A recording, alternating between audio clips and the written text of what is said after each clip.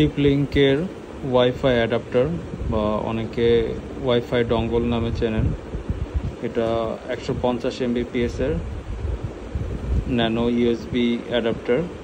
এটার মডেলটা দেখতে পাচ্ছেন TLWN725। এটা মার্কেটে বেশ ভালোই রিভিউ দেখলাম।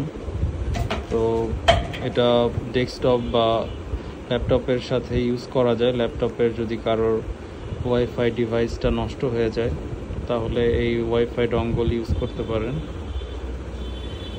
এটার প্রাইস মার্কেট প্রাইস 900 টাকার মতো, আর যদি কিছু ছাড় থাকে তাহলে কিছু লেসে পেতে পারেন। এটা 1 বছরের ওয়ারেন্টি আছে।